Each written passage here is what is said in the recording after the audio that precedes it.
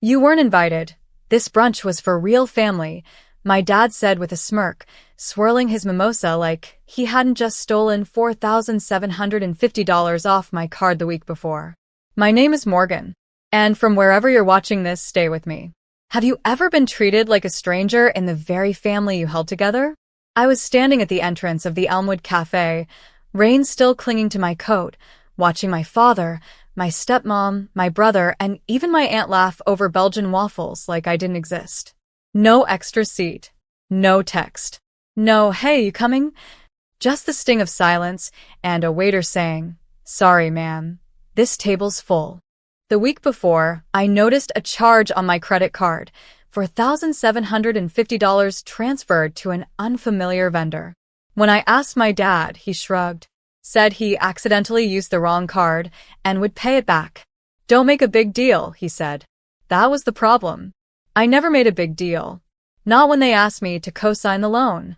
Not when I covered 3 months of utilities. Not when I put my career on pause to help during mom's chemo and still got called selfish for not staying longer. But this was different. Because that brunch wasn't just a meal. It was a message. They were full. I was extra. I stood there for a long second, looking my father in the eye. He didn't flinch.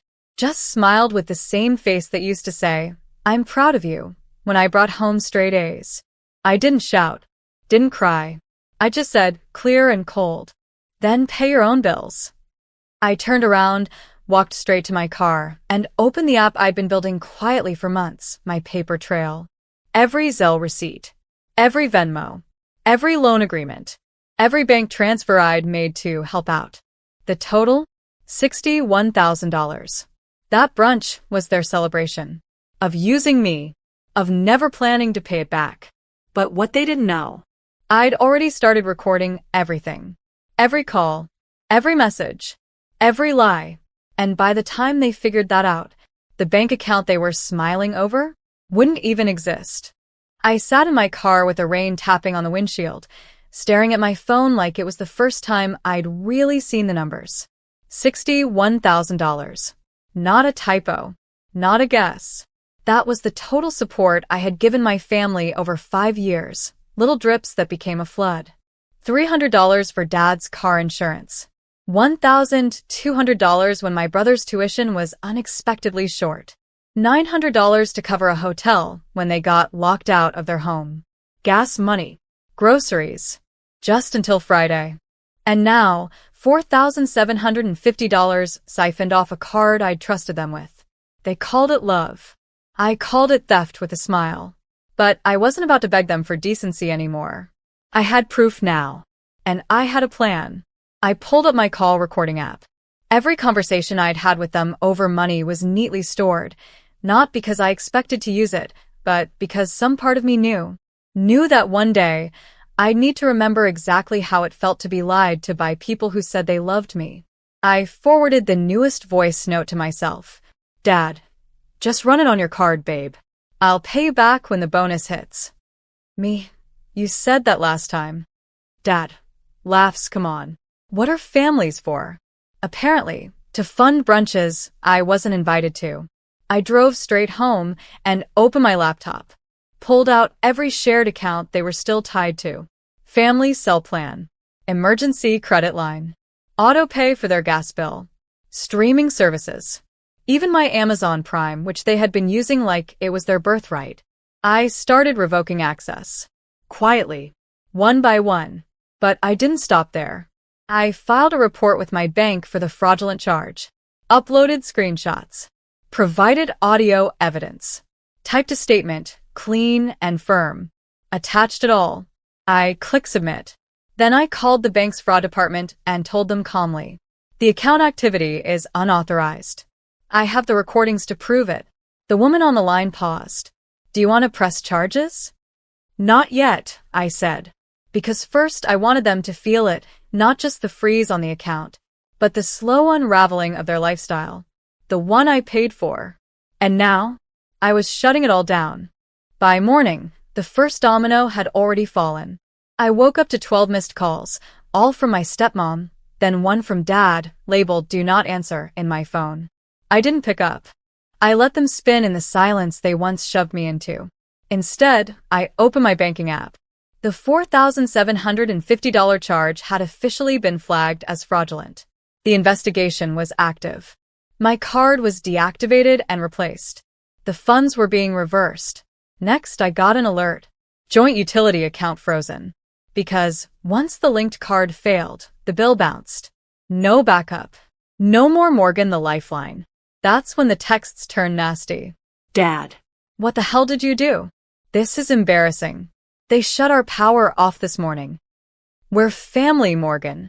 I almost laughed. Because family isn't just who you share blood with, it's who shows up when they don't need anything.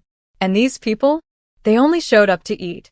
I poured my coffee slowly, savoring it, then pulled up the screen recordings, the ones I'd saved from late nights where I couldn't sleep, reviewing my own receipts like trauma footage. I organized everything into folders. Loans with no return. Shared accounts in my name. Audio clips of promises broken. Texts where I was guilt into giving more. This wasn't revenge. This was self-respect, properly documented. At noon, I got a call from the fraud department at the bank. We've reviewed the documentation you submitted. The rep said carefully. You weren't just helpful, this is airtight. I said nothing. She continued. We've escalated it. Since the account in question was being used under false pretense, we've locked it down while we investigate. Just so you're aware, it may impact your family's access to funds for the next few weeks. I understand, I said. Inside, I was shaking not from nerves, from relief. For years, I felt like I was drowning in their problems. Now, they were finally learning what it meant to stand without me. At 3:37 p.m., I got one last text from Dad. Are you recording everything or something? This is messed up, Morgan. I stared at the screen. My pulse didn't even flicker. Then I texted back. Yes. I recorded everything. And now, so has the bank. The typing bubble blinked for a long time. And then nothing. No reply. Just the sound of silence. A silence I had earned. That night I slept. Not the light, restless sleep I was used to, the kind where your brain replays every moment you were made to feel small. No. This was deep, dreamless, heavy. The kind of sleep that comes after finally letting go of dead weight. When I woke up, I felt different. Not lighter, exactly. Just clean. Like I had finally stepped out of someone else's story and walked back into my own. Then my phone buzzed. This time, it wasn't Dad or my stepmom. It was my brother Evan. He never called me unless he needed something, which meant, of course, he needed something. Morgan, he said when I picked up, his voice pinched. Why is Dad freaking out about the accounts being frozen? Because they were frozen, I said calmly, already sliding scrambled eggs onto my plate. Yeah, but he says you're blowing everything up. Like, going too far. Couldn't you have just talked to him first? I did talk, I said. He just wasn't listening. There was silence on the other end. Then he asked, so you're really cutting them off? I already did. He let out a breath. Damn. Was there something else? He hesitated. Yeah. I was wondering if you could spot me $200 till Friday. My card's not working, and I hung up. No explanation. No guilt. Just click. Because I realized something in that moment. This wasn't about a single brunch, or even the $4,750 they stole. It was about the entire structure I had helped build, brick by quiet brick, just so they could sit on thrones made of my sacrifice. I let them. For years. I handed over my energy, my time, my credit, and in return, they handed me absence, sarcasm, and empty chairs at crowded tables. No more. I spent the rest of the day working on something for me. A proposal I'd been too scared to submit to a boutique hotel downtown, a partnership for curated guest events. I hit send at 2:43 p.m. And right after, I looked out the window and whispered to myself, they only call you dramatic when they don't want the truth documented. Because I wasn't dramatic. I was prepared. And when the truth is on tape, they don't get to rewrite it. 2 days later, I was folding laundry when I heard it, a knock on the door. Not a polite tap. That sharp, aggressive kind of knock that says someone thinks they're owed something. I looked through the peephole. It was my father. I didn't open the door. "Morgan," he shouted. "Open up. We need to talk. This has gone too far." Gone too far? I leaned against the door, arms crossed, heartbeat steady. This was the same man who laughed over brunch while I stood drenched in the doorway. The same man who used my card and didn't even flinch. Now he wanted conversation? He kept knocking, kept raising his voice. "Everything's frozen. The bank won't release anything, and your mother's losing it. Evan's card declined at the gas station yesterday. What is this, some vendetta?" Vendetta. Interesting word for finally saying no. "I gave you everything," I said loudly through the door. "And you threw it away." "Morgan, come on. Don't make this public." I almost laughed. Public? You humiliated me in public. You excluded me in public. You stole in private, and now that the consequences are public, suddenly I'm the problem? I picked up my phone and hit record. "Say that again, Dad," I said calmly. "About the money. About the accounts." "What are you?" "Are you recording me now?" he snapped. "I've been recording since the brunch." Dead silence. "Why?" he asked, but his voice was different. Quieter. Unsure. "Because I've spent years being erased by you. I wanted to remember everything. Every word. Every laugh. Every lie." More silence. Then the footsteps. He left. I stood there frozen for a beat, then replayed the recording. Saved it to my cloud. Backed it up twice. Labeled it knock number 1. Later that evening, I got a call from the bank. They confirmed that the fraudulent activity was not only validated, but because my name was attached to multiple financial accounts showing misuse, a freeze had been placed across 2 of their major lines of credit. "And with your evidence," the agent said, "we've initiated an internal investigation. There may be legal action coming."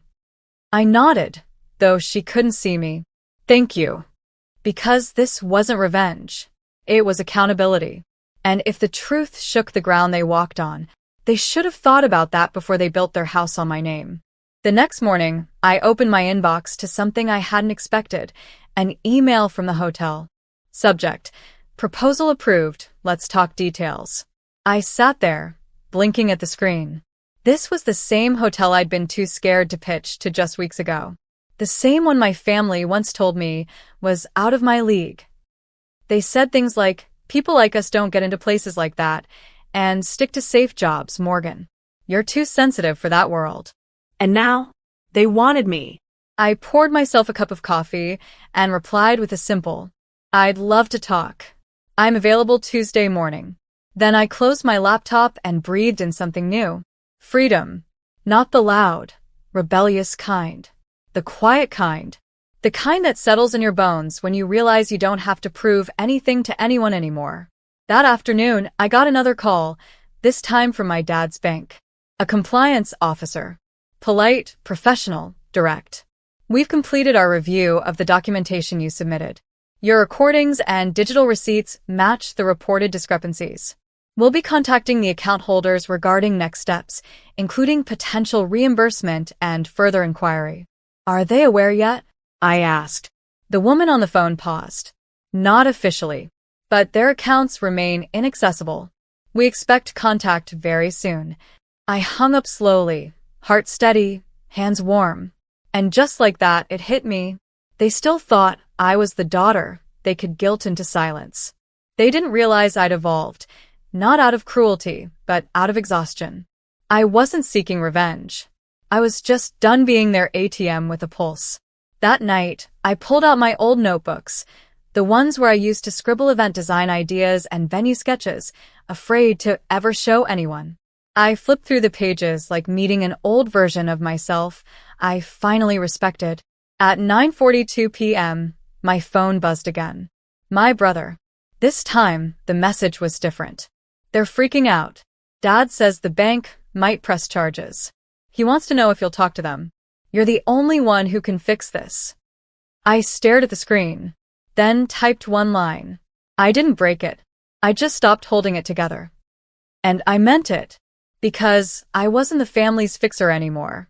I was rebuilding something far more important. Me. The fallout was spectacular. By Sunday morning, the family group chat, which I'd muted long ago, exploded with panicked messages. I didn't even have to open it. My lock screen lit up like a fire alarm. Dad. This is serious now, Morgan. The bank's investigating us.